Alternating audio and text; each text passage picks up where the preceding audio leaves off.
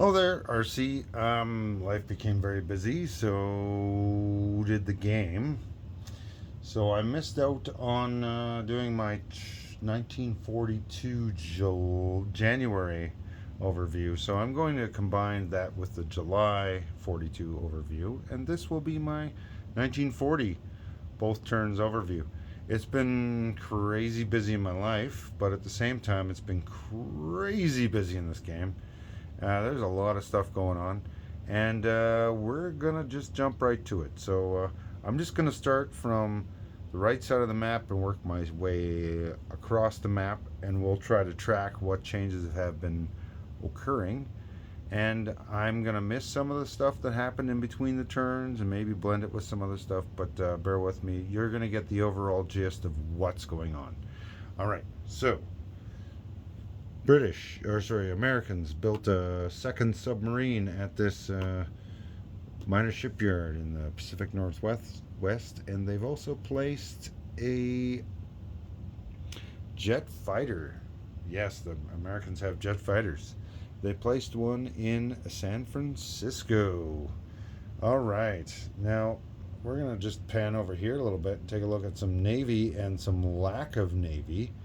Um, I took another look at that FAQ and I checked with the American player, and nobody else seemed to have an issue with it. So in the FAQ, it mentioned something about Japan can't use its surprise strike on a member of the Allies if it's already at war with one member of the Allies.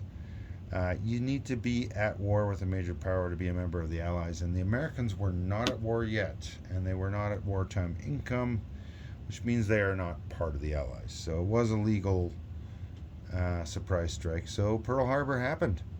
Um, I brought a rather substantial fleet. Um, Fleet carrier, light carrier, three tacticals, battle cruiser, battleship, three heavy cruisers, two light cruisers, a destroyer, three submarines, and a torpedo boat destroyer, all to Hawaii. And I had double the numbers he had, and I fluked out royally. I got a surprise strike with I got first strike with and target selected, two hits with my tacticals. So I took out one of the American battleships, and then I basically wiped them out in 2 rounds. I did suffer a lost torpedo boat destroyer and a damaged battleship, and man, that blew me away because I figured I'd lose half my navy. And that's about the one thing that's going good for me right now in this game. And as I pan around, you'll figure out why. All right. So we're just going to move over here to Australia. I'm actually going to zoom you out a little bit more. There we go. Now I get to get a good view of Australia. So Australia, they've been building a sub a turn here for a while. I think this is the fourth one in a row, and they got all their seaplanes and whatnot set up for the British Commonwealth that they had set up for the Germans, and they're still in place to do a lot of damage to anybody who tries to convoy the British lines. So it's been rather difficult for me, and as a result, I haven't been convoying them. My fleet's also been out of position to do anything. Although I did manage to convoy the Americans on the way by, and I hit them for $3. But the British hit me up here on the Home Island line for $4. Then I had the Australians come in here on both lines, and they hit me up for $3 on this one. That's worth $5. Um, and then the Americans came in here, and I should put a little symbol down so you can see what happened. They convoyed me as well, and they got $4, but my line maxes out at 5. So I only lost $9 because there's 4 off of this line. That's worth 5, and there's 5 off of this line. That's worth 5. So that's $9 out of my pocket that just went poof. I understand how Britain feels. Been there, and now I'm also there at the same time. All right. So since that has occurred, I've been just. It seems like everybody's coming after Japan. Japan is the target of the game right now. So we're just going to go over what's all been going on. The British have taken Siam, I believe, in the first half of 42. And since then, the units that took that have moved on to Anamtonkin, and they've just been cycling these units through. We got a Gurkha over here, I believe, with 2 infantry. I believe. We've got two in, what is that? Bengal. And then here in Burma, we've got 2 colonial infantry and an artillery on the way. And then in Siam, we've got 2 more Gurkhas. And then up here in Anamtonkin, we've got a Gurkha and an airborne. We've also moved fighters and air transports and airborne up here into Malay. The French have moved forward into Kwangtung, which the KMT handily took from me last turn. Or, sorry, the first turn here of 42. And then the second turn of 42, they've wandered into Hunan and took me out. We forgot to do any retreats, but I don't think it's really going to matter. I think it's a foregone conclusion. Thankfully, the KMT this past turn here, the second half of 42, did attack this. I took out 3 units. I believe it was 2 cavalry and an infantry. But, I mean, the Americans lend-leased a jet fighter to the KMT. And the Americans took over Formosa with this transport here and some of these insane numbers of units that they had sitting down in the Philippines. So they've taken that away from me and given it to China. I wonder if they're trying to get that point at the end of the game. They need Formosa or Rihi or these Manchurias here. Wonder what's going on there. Otherwise, the Americans would have kept that, right? So yeah, China's now bumped itself up to $8. Plus, it's getting some bonuses from Burma and whatnot. So it's pretty rough. A lot of these convoys that have been going on with me are as a result of this fleet and my carriers being out of position. When I did do this attack on the Americans, though, I did finish off one of the fleet carriers that was on the build chart. One of the escort carriers, the heavy cruiser, and I built 2 more destroyers to replace the ones the Russians killed for me. So my fleet is actually, minus a torpedo boat destroyer, exactly the same as it was at setup. Exactly. Oh, and plus 1 heavy cruiser. So that's what's happened to my Japanese fleet. It's crazy that I'm in the same position pretty much. All right. Let's show you a success story. I did successfully convoy the Americans here for $3 on this line that's worth 3. So, took 3 off, lost 9. I don't know if that sounds like a loss to me, but it is what it is. I'm a trooper though. I enjoy this game, even when I'm not romping across the world. It's also fun to defend. I find when I'm defending and losing ground, I learn more about how to play this game than I do when I'm attacking and winning. So I enjoy these moments. Not great, but I enjoy them. So I also built a couple of fighters over here, moved a couple over here, because that way I could scramble 5 fighters in here if they decided to attack it. So that's where we sit. I'm trying to remember. Russia did some attacks on me, and then I attacked them. I believe I came out of Suian and attacked Central and Karulin, Central Mongolian Karulin, and I took it.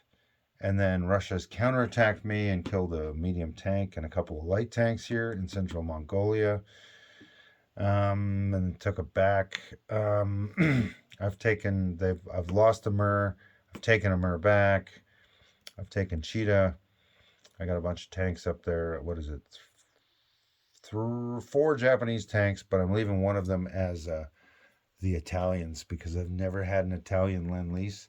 So far, I've received $6 in Lend-Lease in that one Italian tank, and I've only Lend-Leased, I think it's $3 to South America.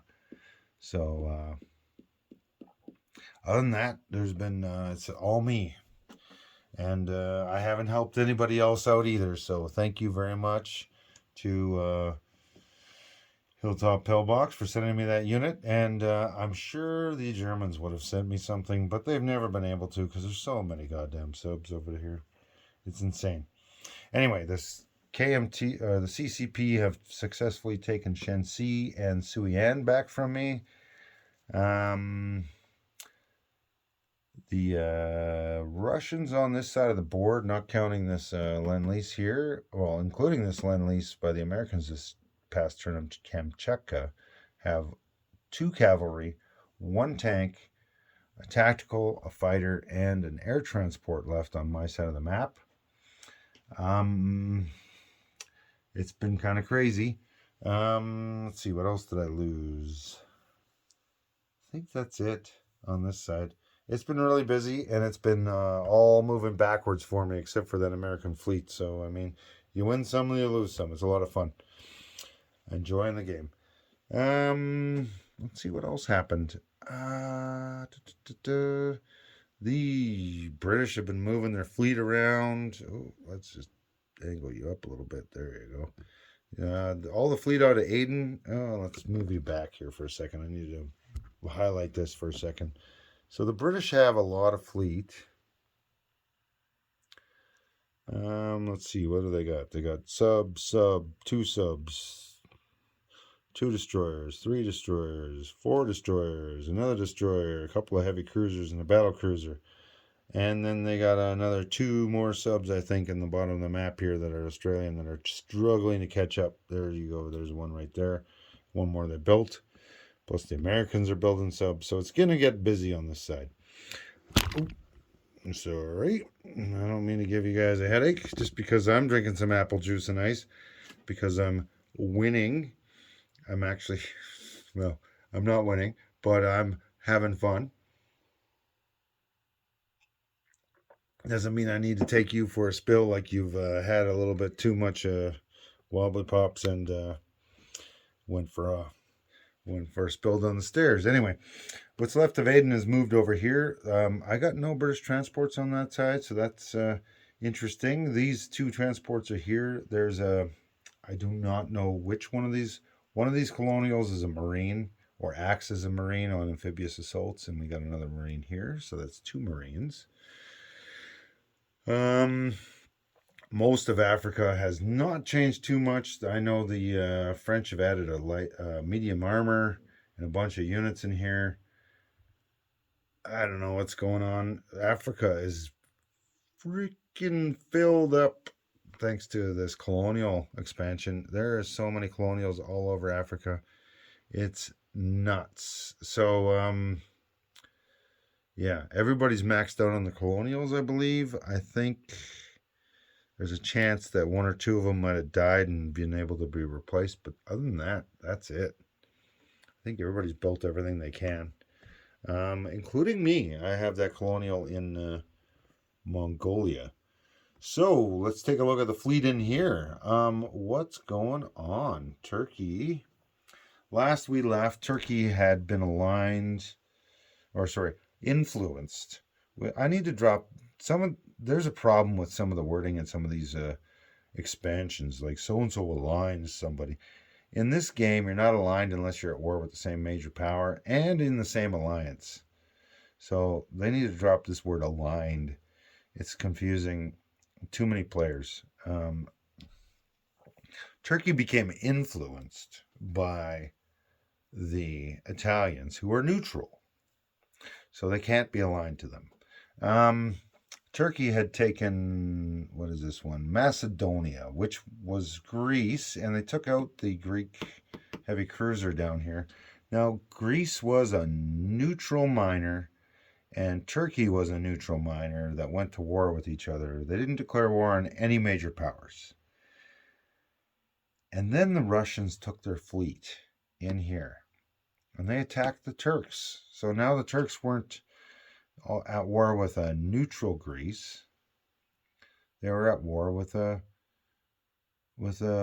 neutral Greece and Russia, who was also at war with Germany and Japan. So Turkey's become aligned with that faction that's at war with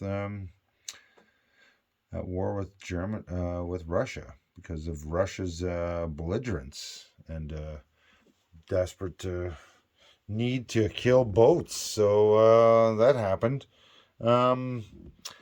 As a result, that fortification the Russians made, I mean, they ended up moving a lot of units up here because, as you can see, the Germans are really seriously moving forward here. There's been some back and forth, though. This is not all German aggression. The Russians have counterattacked the Germans every turn. And they've both lost a pile of units in this. It's just a matter of economy. That's part of why I've been the KMT was going to get hit with all my tanks and all my planes and all my units and everything. And then Russia declared war on me and started gobbling up all my money. And I had a choice. Do I worry about $2 in the KMT, $1 here in Yunnan, and $1 on Hainan Island? Or do I worry about them taking Korea and Manchuria and moving more and more units towards me? Like, okay, well, I guess you've decided the game for me here. So I moved all my offensive units up into Russia. And, I got my, what is it, 2, 3, 4, maybe $5 back. Plus I've taken half of Mongolia. Well, I had all of Mongolia. I've lost part of it. And part of Russia. So, I was willing to leave you alone, but on you came. Anyway, the Turks, as a result of Russia's aggression here, have successfully taken out Transcaucasia. So, the Turks now have 2 factories, and they increased their wartime income from 3 to 8 with the addition of the $5 Transcaucasia. They took some heavy casualties, but they had a bunch of planes, 2 fighters and a medium bomber, and the Russians only had, I think, 4 units in there and a fort. And the fort's great, but it's only good for 1 round. If you can outlast the first round, you're golden. I can't remember I think they went in with 5 infantry and they're down to like 1, maybe it was 4. I can't remember. But they took some heavy losses, but that's why they took twice as many units as they figured they needed. So yeah, that's done. Trying to think what else is going on here. Oh yeah, the Italians lend-leased a tactical bomber to the Turks since the Italians are now out of the war. And if you were Italy, why in the heck would you ever join the war now? Let me just back you up for a second here. You've got a light cruiser and a destroyer down here for the British. You got 2 light carriers. What is that? 6 more destroyers, 3 heavy cruisers, a light cruiser, a torpedo boat destroyer. Now the Americans have wandered in here with a light cruiser and a destroyer. And then, do you want to have more Navy to fight? Now the Americans have wandered in. Let me just zoom you in a little bit. The Americans have now wandered in, and they've strategic naval move to transport here with a dude into Gibraltar. There's another destroyer here, and then the Americans have brought a fleet over with fleet carrier with a tactical and a fighter, 2 battleships, another light cruiser, and a destroyer. Like, if you're Italy, are you actually going to fight all that stuff? Like, no. The Russians can attack you. Sure, you got some German boats that are friendly, but what's 6 subs going to do? Italy's probably going to sit out for a turn because, why would you commit suicide? Game suicide. Anyhow. What else happened? Oh yeah, the Americans decided that that wasn't enough, so they also strategic naval moved a light tank here to the British Midlands. Oh, let's go over what Britain did first here. And they moved. Well, we'll finish on the Americans. They moved a fleet carrier, a heavy cruiser, a light cruiser, a destroyer, and then they flew in one fighter onto that carrier. So that's what the Americans have done. Now, when I left here, the British had landed with, I think it was 8 or 9 units over here. Maybe it was 7. They did in Aquitaine. Well, the Germans went in there and they had overwhelming odds here, and they just knocked them right out. I can't remember if it was 1 or 2 rounds, but it was heavy losses for the British in Aquitaine. And then the British did it again, and they landed in Normandy with 9 units. They threw an airborne in, and they used 4 transports worth of units. And then the Germans just took the stuff out of Aquitaine and some stuff out from Paris and hit them again. So, end result is the British have lost, I don't know, like, if my math is right, they either lost 16, 17, something like that, units in 2 turns, and I think the Germans lost maybe 5. So that was expensive. The Devil's Brigade got wiped out, then rebuilt in London, and it came across and did something to this port here, but I can't remember what the max damage is on that port, so I'm just going to put down a damage marker on the port right now, because I forgot all about that. I don't know, like, it's pretty rough. We'll see what happens this turn, though, because the Americans do have a couple of transports in range to hit the coast of France, along with some British transports. Oh, by the way, Canada, the place I live in, we also have the British Sky Marshal, by the way. That's his new name. It used to be Panzer King. He's got tank that he's built over here, and I don't know if that's a home guard or an infantry. Can't remember. I can't really see it from here. But he's moved over a transport back here, I'm assuming to pick up that tank. And yeah, we'll see what happens there. We got a pile of Corvettes. I don't have any Corvette sculpts, so I've just been using these. I think they're one of the neutral destroyers. I just snipped the back end off to make them shorter. That way you can tell the difference. Anyway, they've been building a bunch of them.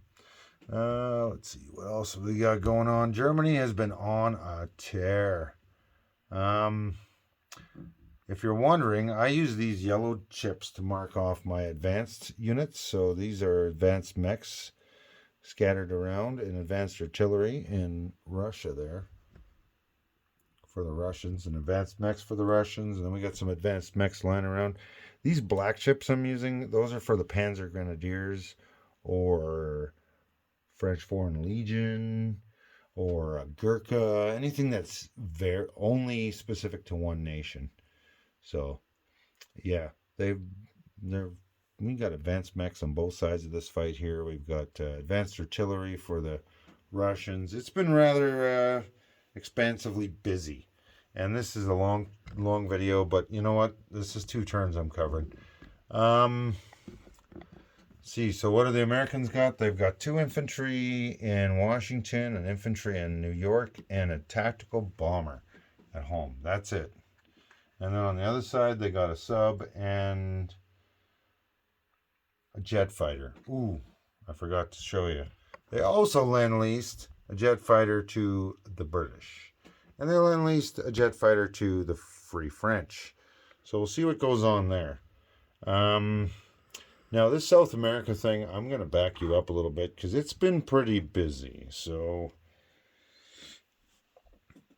I'm not sure what's going on here. I've got coastal defense ship, 2 cruisers, and a destroyer. The Brazilians aligned to America when they went to war, and they came in here and they attacked the Peruvians and the Ecuadorians, which were German controlled as a result of them being at war with the U.S. So these guys aligned, right? They were influenced, but they did not become aligned until they were the same major powers. So there we go. And once that happened, the Americans came in and they smacked around the Peruvians.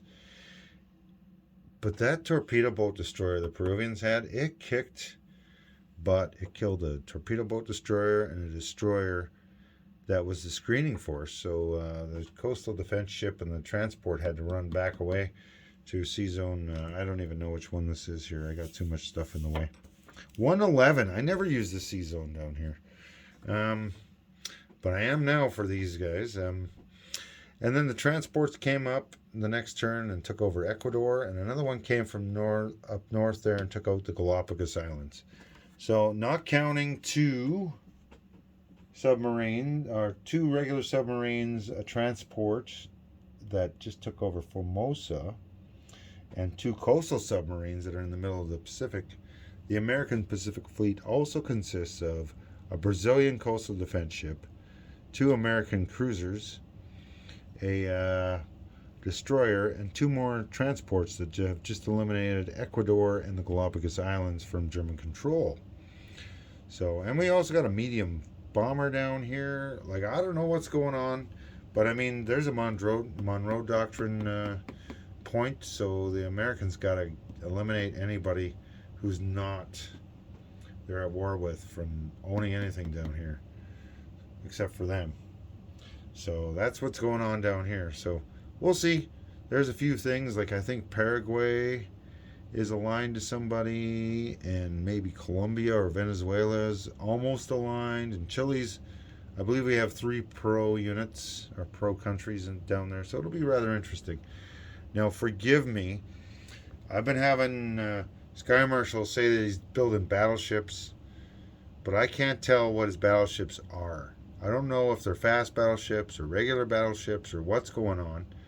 So I've got start of 42 after he killed his fleet. He built 4 battleships, or started 4 battleships and three carriers. He also placed the carrier and the cruiser that started the game on the build chart for the Americans. Now in the second turn, he's moved forward 2 battleships and 2 carriers, so he's got a carrier and 2 more battleships in the wings. The British have been moving up some battleships over the last 2 turns as well. So I'm assuming that there's some victory point that has something to do with having more battleships, and that's what this is about. I can't make heads or tails about it otherwise. So that's what's going on there, to the best of my knowledge. I don't know. He keeps attacking me, and I don't have any points. Like, I'm not the points earner, but it is what it is. All right, we're gonna back up a little bit. We're gonna take a look at tech, which is not very exciting, but we're gonna do it anyway, because why not? So, attack transport, stage 2, Americans. Improved construction, Britain's in stage 3. All the Axis, along with the Russians and the Americans, have completed it. Improved factories, we've got the Americans at stage 3, and the Russians, the British, and the Germans have completed it. Some of those are new. I can't remember who did what, when anymore. I finally tied, or did I tie them this turn, or did I just stay tied with them?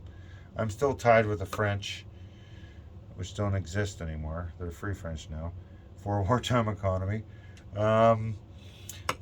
At stage 2, the Americans have it at stage 3, I believe, unless they finished it this turn. I might have missed some of their tech, but I don't think they have it completed, unless they rolled it this past turn. The Germans, the Russians, and the British are still there.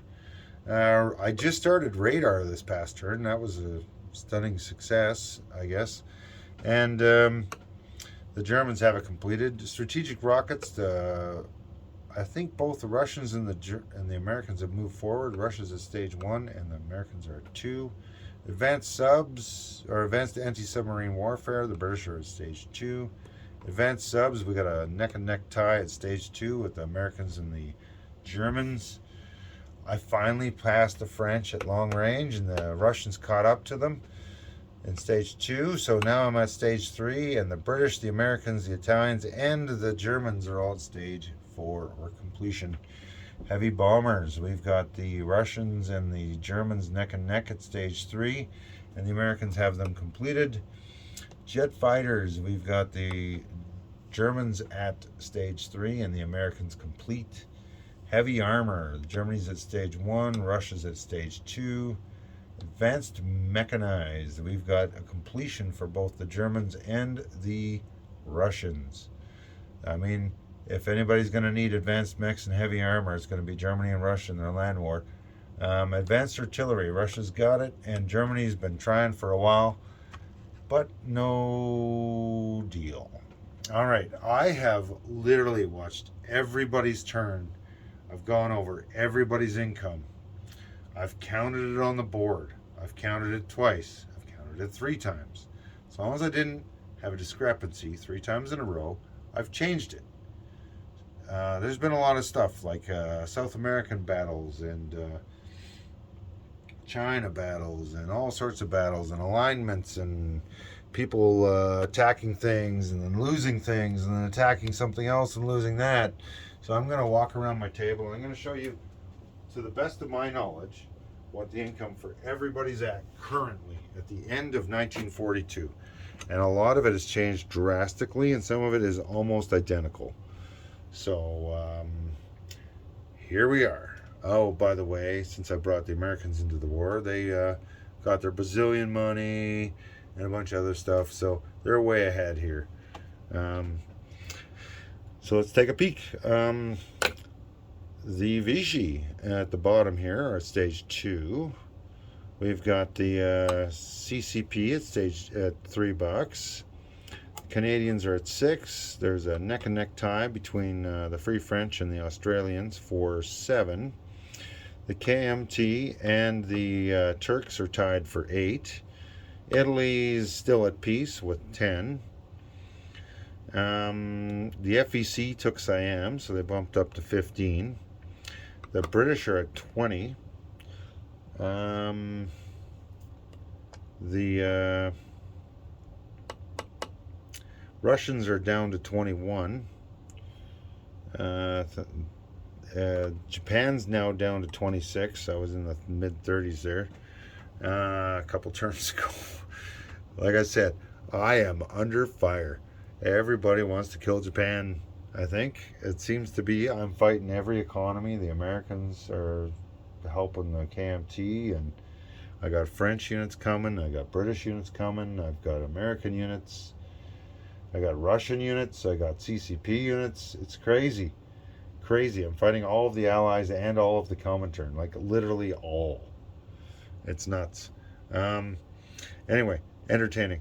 The Germans are down to 70 or up to 70. I'm not sure. They just lost a buck in Peru or Ecuador there. So they went up and then down again. So I think they're at 70.